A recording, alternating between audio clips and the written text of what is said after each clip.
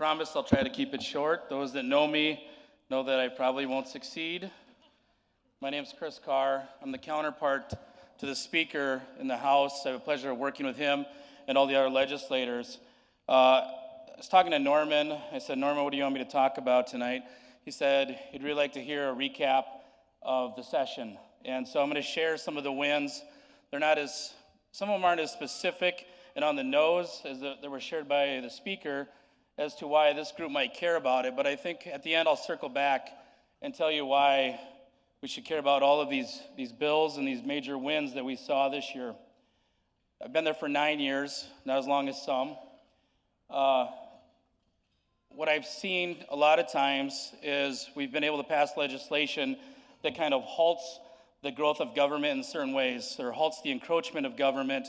But this year, to put this very simply, we had a historic year in the legislature. And we didn't just stop growth. We just said, stop, we're going to change, we're going to reform, we're going to do things differently. We passed legislation that folks have been trying to pass for decades.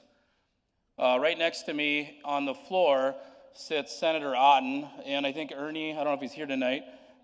Okay. But Ernie's probably our longest serving legislator right now, and he would say, constantly I'd hear him say, this is a 20-year bill, this is a 30-year bill, this is a 50-year bill.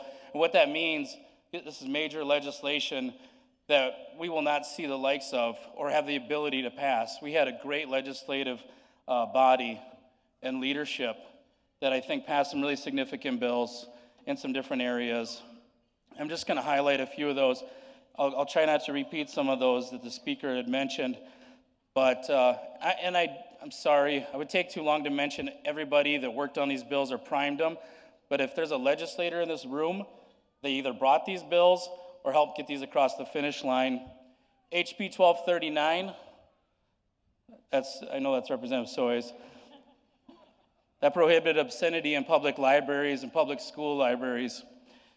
HB 1222, if you care about the Second Amendment, allowed us to carry in public schools, or certain individuals to carry in public schools. Senate Bill 100 allowed concealed carry on campuses of higher education. Talking about family values, HB 1061 prohibited healthcare providers from restricting or denying parents or guardians access to the medical records of minors. I think that was Representative Hughes. HB 1056 prohibited kratom. Thought that was a good bill. SB 58 further prohibited the obstruction of human trafficking. Good governance. These are important as well. SB 145 required legislative approval for long-term leases. That keeps the government from skirting the legislature and entering into long-term leases instead of coming to us to ask permission to buy buildings. It's very significant, and I know it sounds a little weedy. SB 146 prohibits transfers of appropriations in the interim. So that keeps government from shifting money when the legislature is not there and using it for things that were not intended by the legislature. That's a huge bill. SB 144 required legislative approval for capital expenditures by the Game, Fish, and Parks.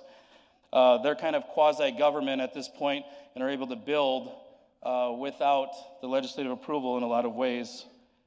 SB 68, I'm going to get into some election integrity, required individuals to be U.S. citizens to be eligible to vote. Seems like a no-brainer, right?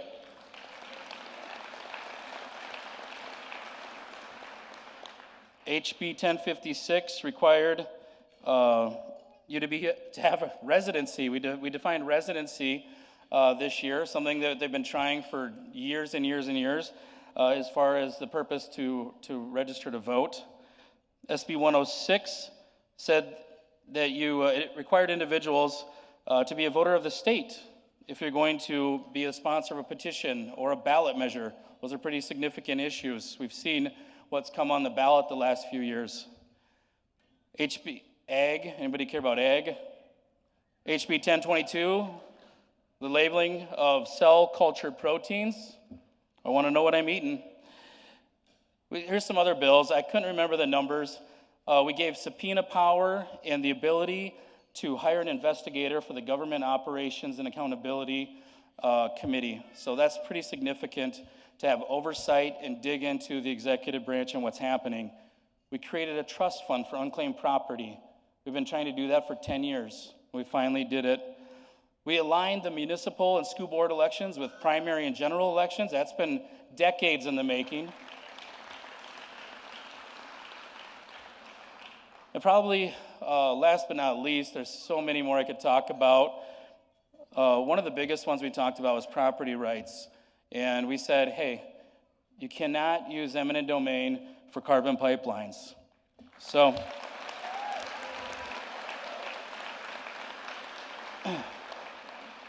you might not think that those are very specific to this gathering tonight, but here's the way I look at it, and here's the way I see it. I think everything that we do in the legislature, it all comes back and revolves around our families. Every single one of these things, they impact our family. Picture the family unit and what it looks like if you don't have Second Amendment rights in South Dakota. Picture what a family looks like if you don't have the protection to achieve financial and economic freedom. Picture what it looked like on any one of these topics, whether it's ag or those other integrity in government, integrity in elections. If you don't have those things, those are going to come home and impact our homes and our families. And I think that that's overlooked sometimes. Sometimes the ones that get the headlines we think of as what's most important. But I always look at, the old analogy of how you boil a frog.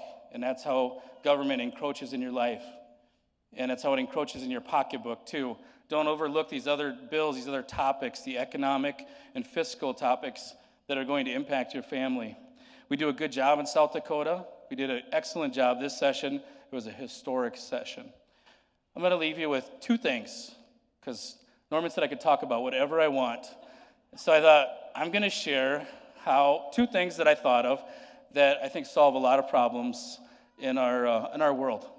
One, we need to spend less time looking at screens and more time interacting with each other, interacting with our families, putting those policies in place in our own households.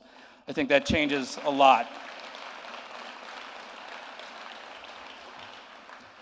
And two, the world needs more babies.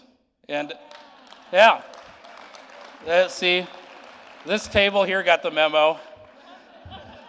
You forgot to bring your baby. And so I have a young family. This is Erica, my wife. My daughter Ava's 2, and I have a 4-month-old, Sophia. We've traveled a few times this year, and nothing really brings this to light more than if you travel on an airplane with a baby. And now it's like the only way I want to travel. I was kind of dreading it, but now it's like, where's the baby? I want to take a baby, because everything changes. How people interact with you, how the airlines interact with you, the stewardesses. I mean, people always say, hey, come cut in line. Oh, here, you want some candy? People want to talk to you.